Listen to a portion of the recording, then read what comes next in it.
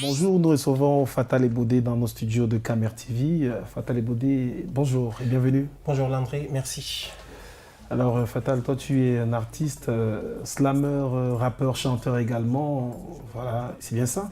Oui, menemonge yasinda manvoge bore fayo kolanyo manungwane yandai faya hala mangana wala nyala ungola muto yongola kurene mekop memebelonkwaba. Ça c'est la rime ça.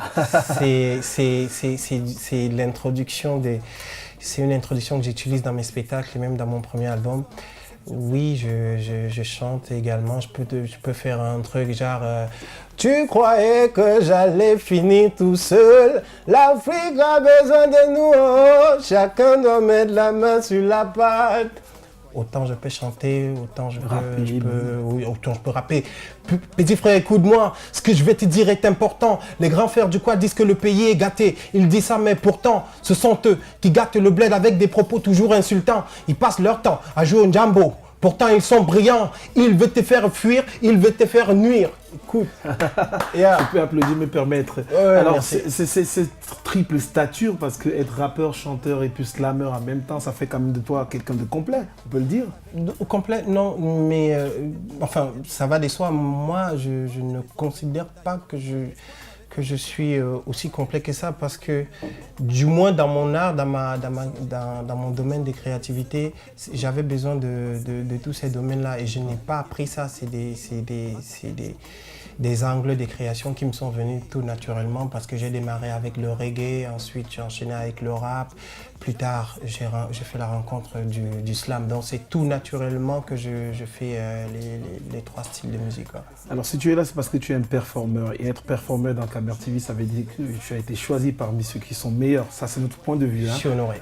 Voilà. Alors, est-ce que, justement, en tant que quelqu'un de passionné, parce qu'on sait que tu es passionné, le parcours de cette passion, ça fait 18 ans que tu es dans le milieu, dans le circuit de la musique urbaine au Cameroun. Oui. Alors, cette passion, ça te vient d'où?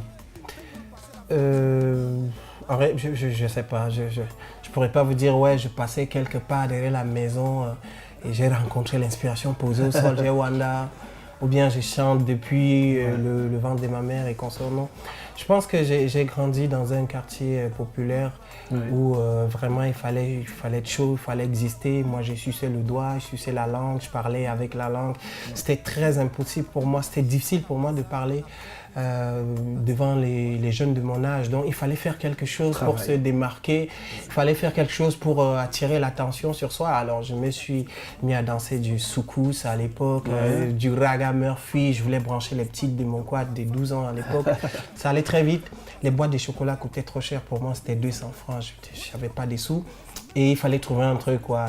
Et je me suis mis un peu dans tout ça, théâtre et tout. Finalement, ce qui était à la base un hobby est devenu un métier aujourd'hui. Ça veut dire que ça a marché pour nous autres parce que tout ce micmac, ces hauts et ces bas que tu as pu rencontrer vraiment pour aujourd'hui, le résultat est là. Et maintenant, est-ce que tu as aussi fusionné avec certains autres slammeurs, rappeurs ou producteurs au Cameroun? Oui, j'ai collaboré avec des rappeurs, Crotal, Copo, Alberto Leclerc. J'ai collaboré avec Stone, avec qui j'étais dans le même collectif à l'époque, qui s'appelait La Phrase Slam. Et j'ai collaboré avec des slammeurs, un slammer tchadien, un slammer malien aussi. Oui, moi je suis toujours très ouvert en ce qui concerne les collaborations parce que c'est des instants de curiosité qui t'apportent forcément quelque chose de plus à l'issue de chaque collaboration.